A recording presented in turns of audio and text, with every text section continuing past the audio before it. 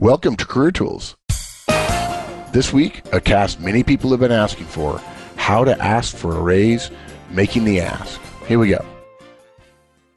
Folks, one of the ways you can be more effective when you communicate with other people is come to our Effective Communications Conference, where you'll learn how to pitch different people differently depending upon their natural tendencies.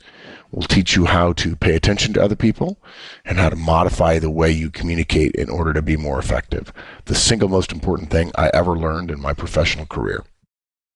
Okay, so Wendy, this is a pretty big cast. People ask us this all the time. They're really upset that how to ask for a raise includes more than just going into their boss's office, plopping down and saying, I want some more money. Yeah, because my wife told me to. Yeah. So, and for anybody who's listening to this cast first, you have to go back and listen to the others first, because otherwise this one won't work. It will only work if you've done the work beforehand. Yeah. And if that bothers you, we don't care. Yeah. You only ask for a raise if you've recently had a big success. And you've also have to have researched comparable pay, which is assumed that you've done it in this cast. And you've done all your calculations as well. So how are we going to tell them to make the ask? Okay, so first of all, we're going to schedule time with your boss. Use your boss's DISC profile, so what you know about how they listen, in order to put the most important things in their mind. Have all of your data, know what you'll accept, and know what you'll do if the answer is no, which is probably one of the things that people haven't thought of. I think people assume that they're going to get it. They want it, and so they should get it, yeah? Yeah, so we'll see. We'll get there in a minute. Yeah, there's a negotiating term called BATNA, Best Alternative to a Negotiated Agreement. And sometimes for the boss, the BATNA is no. Yeah, and I don't care if I lose you. I think there's 20 people. I worked for a boss once who... that one of his staff was complaining that she'd been moved into an office she didn't like. And he turned around to her and in a very, very patronizing tone said, Miss X, if you don't want this job, there's 20 people outside who I can employ tomorrow. Well, let me say it now. We just had our one-on-one before we started this, and I recommended a book I'm just almost about to finish called #GirlBoss by Sophia Amoruso, who is the CEO of a female clothing line called Nasty Gal. I mentioned it to Kate, my daughter, and she said she's bought their clothes, and it's one of the best business books I've read in quite a while. And she talks very openly about it's okay to be yourself. It's okay to be different. You don't have to be if you'll pardon the expression, folks, in her mind, when she was younger, a capitalist pig in order to get ahead. She's a very irreverent and what I think it's safe to say, a non-mainstream sort of person in America. And she is absolutely the kind of boss I would want to go to work for. And one of the things she says is, you're darn right. If you need to come here, you need to work hard. Don't ask for a raise in your first year on the job. Don't ask for a title. Earn it. Over earn it. It's a very refreshing, very candid, very, hey, you don't deserve anything other than what you've worked to earn kind of tone. Mm-hmm. So, folks, I'll be mentioning that in other venues, but for now, I highly recommend the book. Okay, so sorry, little aside there. Let's walk right through the agenda or the outline. Step 1, schedule time. Okay, so clearly you want to schedule time because you want your boss's undivided attention. Yeah, you don't want to pop by. This is a huge mistake, folks. People pop by because they say, oh, I don't want to schedule it. I don't want to make it too big a deal. This is a big deal. And if you pop by, the implication is you didn't have the guts to do the strategic planning, the hard work beforehand, and you're hoping that your boss will simply just cave. That it's just, it's simple. Here, boom, there we go. Yeah, no, it's not that easy. You think it's going to be an uncomfortable conversation, and so you're avoiding having a long conversation or preparing your boss for having that conversation. But one, if you have done all the work, it shouldn't be uncomfortable. And two, what are you saying by saying, I don't want to have uncomfortable conversations? That's a bigger message than just about money. So exactly. You don't need long. You just need like 30 minutes probably, but you do want it to be on his calendar. And in order to have the best outcome, you need to be speaking your boss's language. So first of all, you need to work out whether they're a listener or a reader, and we have a cast called is your boss a listener or a reader, I think. And if he's a reader, then you need to send the data first, so he has a chance to read it, and then you can talk about it. If he's a listener, you tell him first, and then you send the data. Yeah. So now, Wendy, I know people are thinking right now, okay, Wendy, fine, I'll do that. I'll schedule time. Am I going to tell my boss what I'm scheduling time for? Yes. Yes. Okay. See, now this is a classic case where you and I have a fundamental assumption. We assume everybody knows. You never make blind asks. In fact, I just not so politely told somebody in the staff, stop saying, can I have 15 minutes on your calendar tomorrow? No, because I don't schedule time just to pour it down a drain unless I know what it's for. So yes, you're scheduling time to ask for a raise, folks. You don't ever schedule time without telling your boss what it's about. Oh, unless you've worked for your boss for 5 years and you say, look, I prefer not to discuss it before, in which case you might get a little bit of love, but frankly, there would be a little bit of frustration mixed in there as well. So we don't recommend it. Okay? All right. So we've scheduled time. We know he's a reader or a listener. Next is use your boss's DISC profile. Yeah. So if you can't work out, or if you want a shortcut to working out whether or not they're a listener or reader, S's and I's in the DISC profile are generally listeners. Yeah, sorry, to be fair, though, I mean, really, it's not much of a it is a shortcut, but if you think you're not willing to listen to a podcast, or for that matter, if you're a licensee, download the show notes, which are about 5 pages. If you need a shorter shortcut than that, for something as important as going through all the trouble of having researched stuff and having waited until the time is right and so on, then you don't have the hard work and dedication necessary to earn the raise. So, True. And if you're emotionally upset that you feel like somebody else in the office makes more than you, and that's why you're asking, and all this work is making it too hard for you to ask, that's part of the point. Indeed. Don't ask for something that's politically risky if you're not willing to do the hard work to justify the time and the political risk. And to be clear, I joke at conferences all the time, guys, when people ask me, when managers ask me, Mark, what do I say when my directs ask for a raise? I say, you say no. That's not to say that they're not justified, and there's all kinds of reasons to say no. But keep in mind, that's the default answer. And if you're not willing to work hard to overcome the default and you need a bunch of shortcuts, then you're probably going to end up with a no. That said, I think what you're going to say is S's and I's are generally listeners. Yeah. And when you say listeners, let's give them a little bit of clue about that podcast. What does that mean? They would prefer to listen to your argument and have the data first. They prefer to have a conversation. Right. They're the kind of people that talk things through or have to talk in order to think about their ideas. So they want to talk first and then have the data. C's and D's are generally readers. They want to see the data, have thought about it, have got their thoughts in order before they have the conversation. It's a tough call if you just do it based on DISC, because it's not always the same. If you've got, for instance, you're a high D, high I, the D would say, I should send you stuff first. But actually, you much prefer to talk about it first, right, and then have the stuff afterwards. So it's hard to, especially when people are, have two strengths or have two, two high parts in the D profile, it's hard to guess. So it would be better, a lot better, to listen to the cast and have some more detail and have thought about how people have reacted in the past in order to make that decision. Right. Because you want to get it right. Right. So whatever profile your boss has, you want to start with the bottom line up front, because there's nothing worse as a boss than somebody pussyfooting around and saying, oh, well, I want to tell you about all of my strengths. And you're thinking, why are you telling me this? Where are we going with this? Why? Yeah, exactly. And if the answer is going to be no, because there's no budget, or something has come down that says nobody's getting a raise this year or whatever, you're wasting emotional energy and political capital by having the conversation when you're not going to get the answer you want. So start at the beginning. Yeah. And part of that is just being a boss.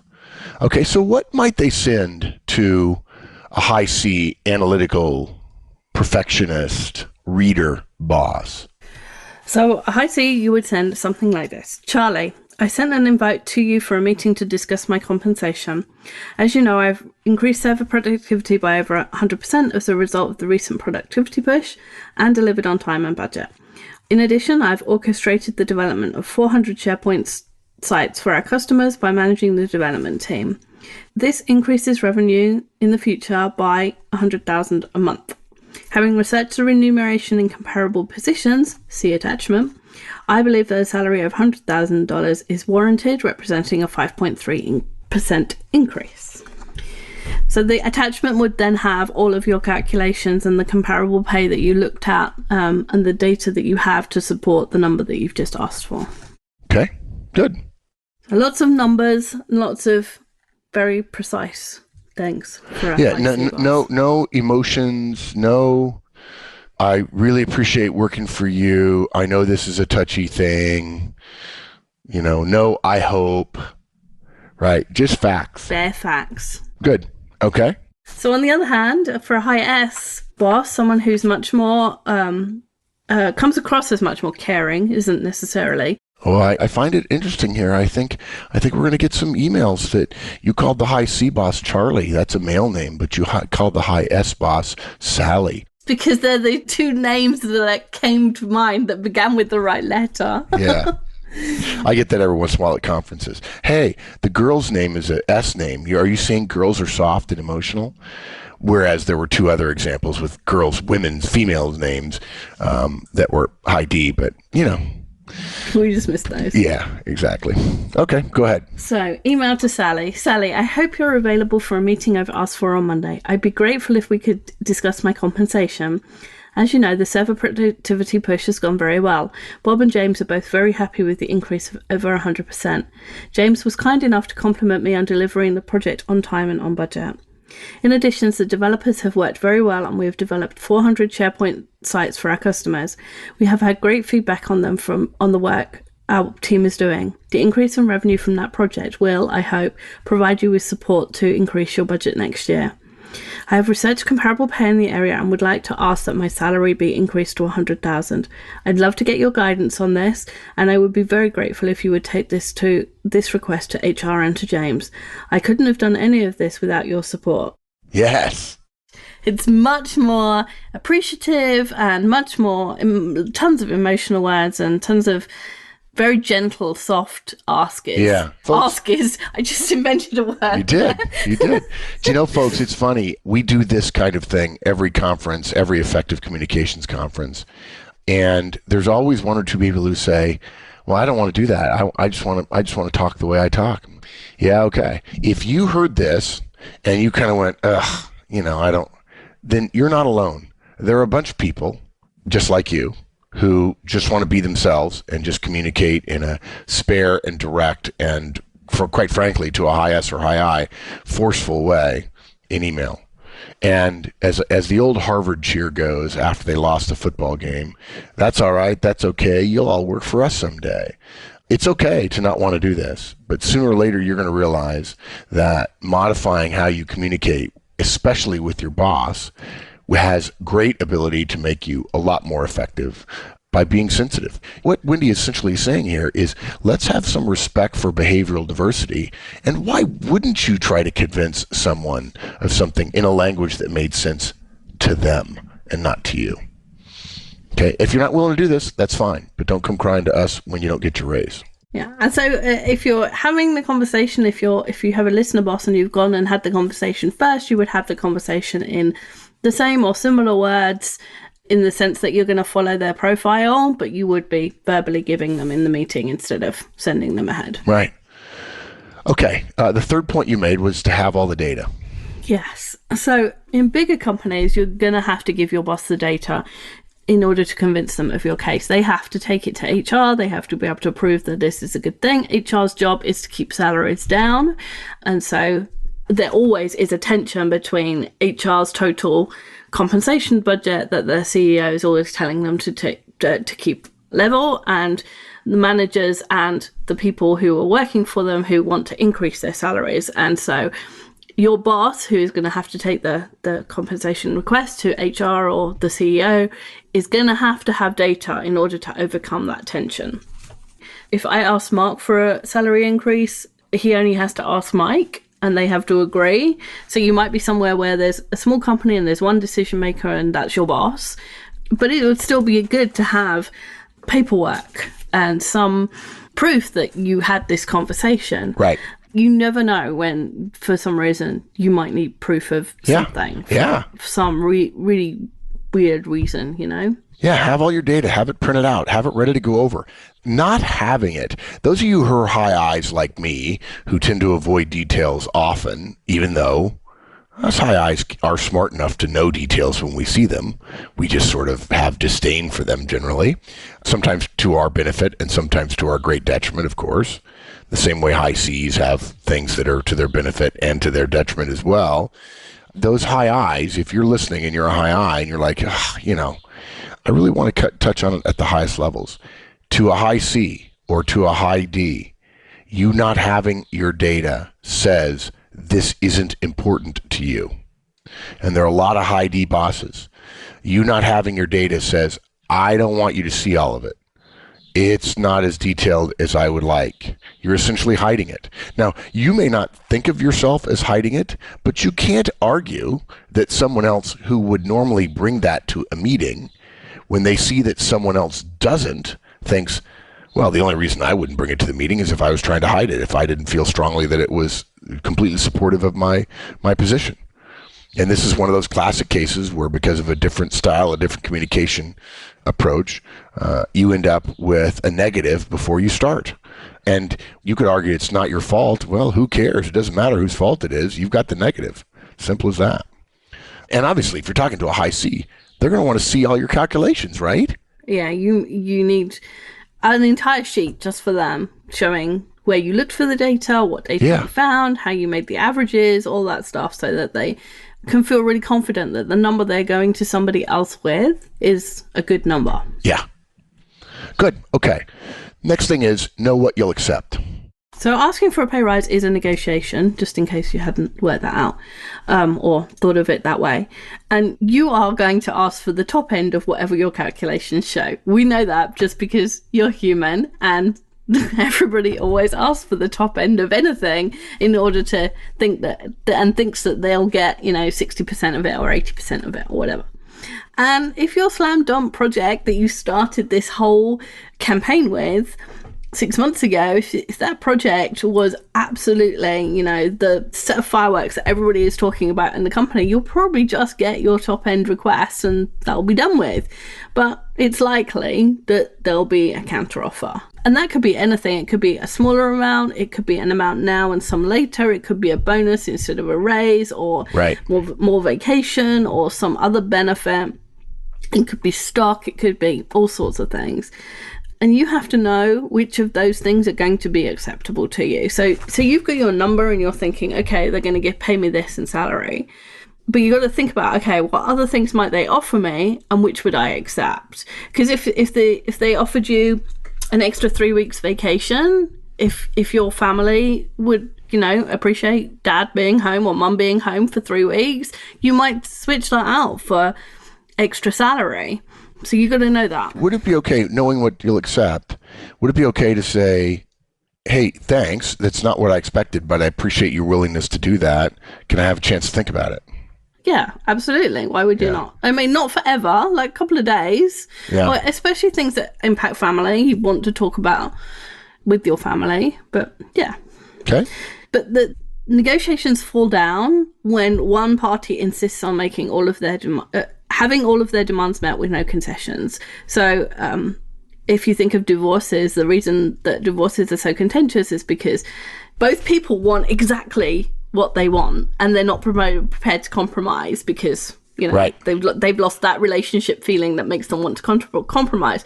And if you keep saying, I want the house, I want the house, I want the house, I want the house, and the other person is saying no, then you're stuck. You're just so you've got to be able to not be stuck on, okay, I want this number, but be able to compromise, be able to think, okay, there's benefits in other things, and I'm not necessarily going to get what I want. Yeah, and another thing, folks, we tell bosses, if you say no and the person still comes to talk to you, that's fine. Maybe they have a case. And if they make a case, but you simply are unable to do it, you may be forced to say, unfortunately, at our company, we have a process, and the process happens once a year.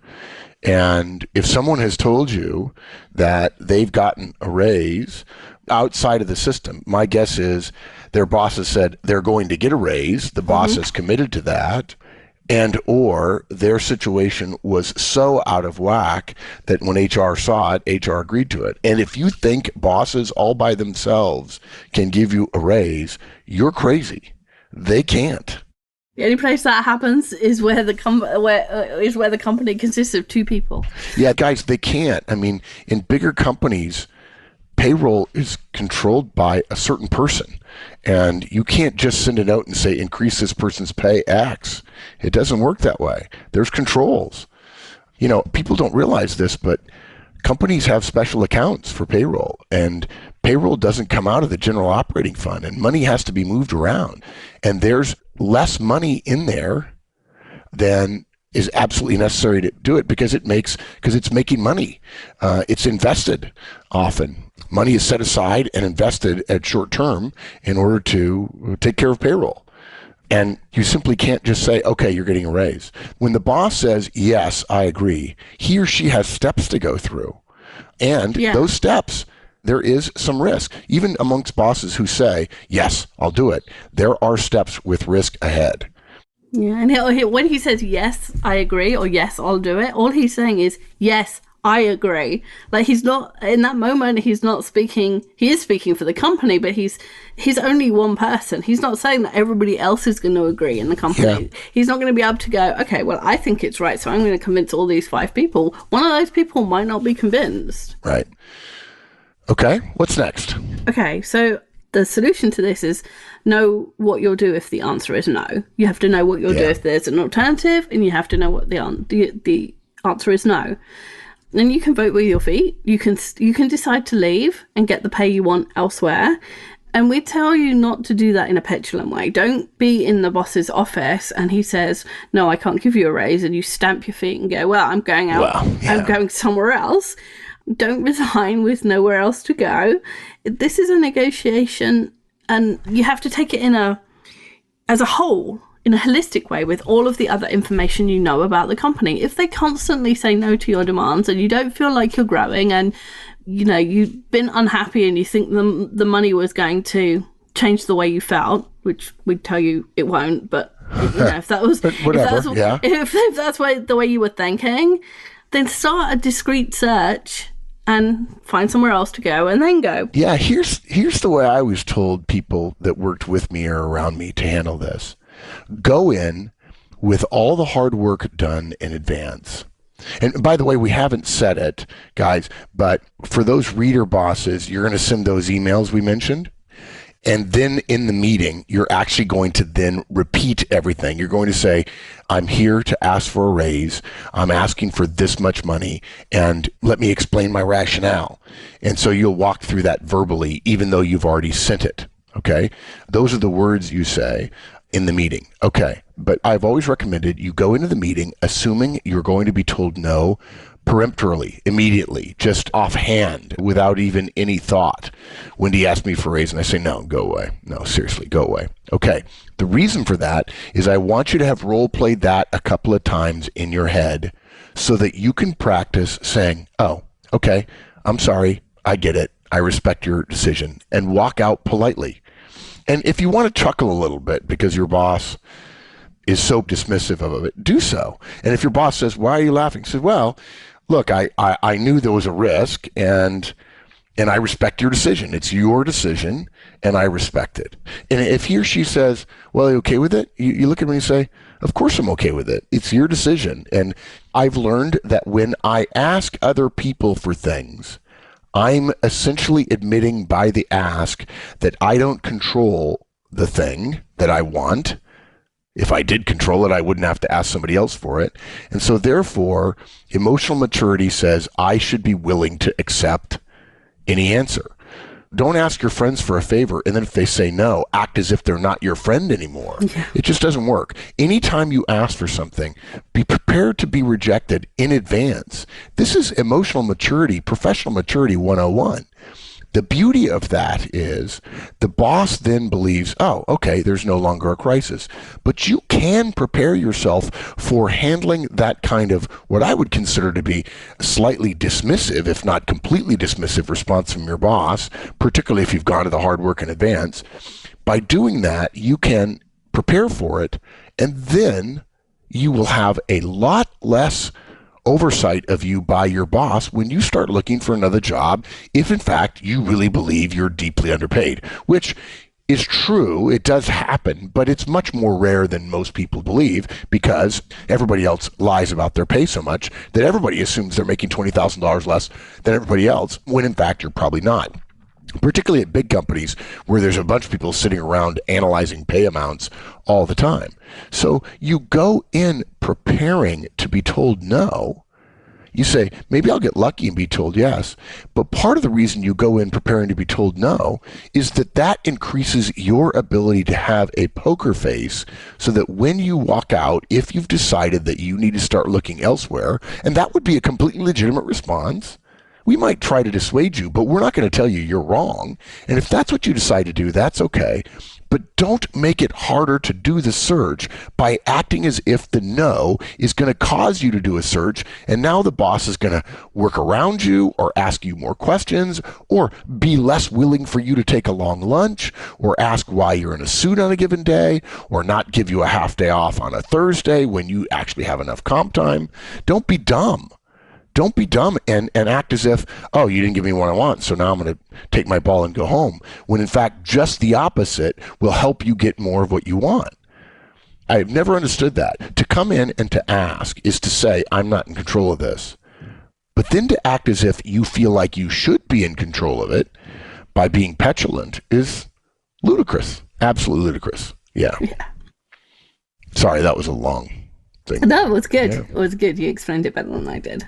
Yeah, all you're doing is continuing the political game. And folks, don't do what I did when I was young in my career. I had really good results, as Mike will tell you, and my results indemnified me against a lot of senior officers giving me a hard time, even though they did. But I wish now that I had done the politics thing when I was 21 and 22, because I still would have had the results, but I'd had a lot more support from senior people.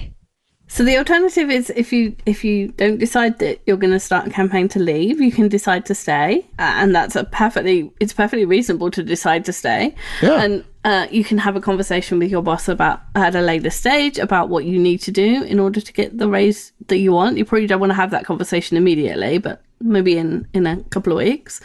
You can start the next project and be brilliant and try again. You can work on your network so that your boss's peers and your boss's bosses know how brilliant you are, so that your boss feels more comfortable taking it to his boss. There's like 20 things you could do that still make you feel like you're moving forward on this campaign for a raise, but don't necessarily constantly, I'm going to go into my boss's office and ask again next week. That's not going to work. Part of emotional and therefore professional maturity is handling losses gracefully. Okay? You're going to lose a lot in your career. Okay? You're going to lose a lot. Acting as if you didn't get what you want, acting emotionally insecure if you don't get what you want, is a sign that you're not ready for greater responsibilities. If you're going to be an executive someday, part of an executive's life is dealing with the chaos and uncertainty and essentially therefore risk of the outside world. If you're not willing to embrace risk, you're not going to be a great executive. And when it comes to risk, there's nobody who sees risk and always wins. And the idea that you're going to lose when you take a risk and then stamp around as if you didn't get what you wanted is a sign that you're not professionally mature. And why would I want to reward someone who's not professionally mature? Yeah. Well, the answer is I wouldn't. So no sulking, no working to rule, no negative emotions. Just get back to work. Yeah, get back to work. And we respect the fact that you may have done good analysis and shown that your boss really is notably underpaying you.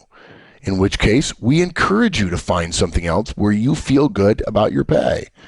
We're not going to suggest that $5,000 more a year make you feel any better, but we'll stand by you and say, we would have made the same decisions, and your company is showing you that they don't value you. Now, obviously, there are times when, in a downturn, there's not a lot any company can do, But by the way, don't confuse the increase in pay you get at that new company with them saying, we value you more than the other company, because the increase in pay you often get leaving one company to go to another is simply to reimburse you for the loss of goodwill that you go through when you leave one company and go to someplace else. Thus, that's why we have internal salary compressions at companies. So I'll sum up. So we said schedule time, use your boss's disc profile, have all your data, know what you'll accept, and know what you'll do if the answer is no. Wendy, I think we should do another cast. We should do a part 2 of this cast at some point in the next 3 or 4 months, and we should role play the ask for all 4 of the disc profiles. That'll be fun. That'd be a lot of fun. And I think there's some people right now going, okay, but you didn't tell me the exact words. Well, actually, we did in the emails, but I think we can get them a little bit more detail, and that'll be helpful. Cool. Asking for a raise is like the Christmas rule. It only comes around once a year, but it's a really important thing. So we don't have a lot of practice at it. Right. And then when it goes wrong, because we've got so much emotion invested in it, we get really upset. So expect to fail a couple of times before you learn how to do it right. Expect to be told no a few times when you ask for a raise before you get it right. And what you're paid is not your value as a human being. Exactly. Lots of us would say nurses and firefighters and ambulance people and teachers and all those people who are valuable to society should be paid more. And so their value is not their salary. It's Clearly. a business negotiation. Exactly. And I was reading the other day, Mary Barra, who's the recent CEO of GM, she was asked if she'd ever asked for a promotion or a raise, and she said no to both. So you don't have to ask for raises. You don't have to ask for promotions. You can be brilliant and have a successful career. Just, it'll just happen for you if you're that good. And what that means is, guys, that if you're not being offered a raise, there's a chance that your assumption that you deserve a raise is inaccurate. We're not saying it is, but there is a chance that it is inaccurate. If a CEO never asked for a raise or a promotion and ended up as CEO, maybe what that means is that she knew she was doing well and the company would eventually reward her, and they did. Yeah. Good. Awesome. Thanks, Wendy. Bye, everyone. Thanks, everybody. That's it. Hope you enjoyed it. Hope you never have to use it, because it always comes before you have to ask.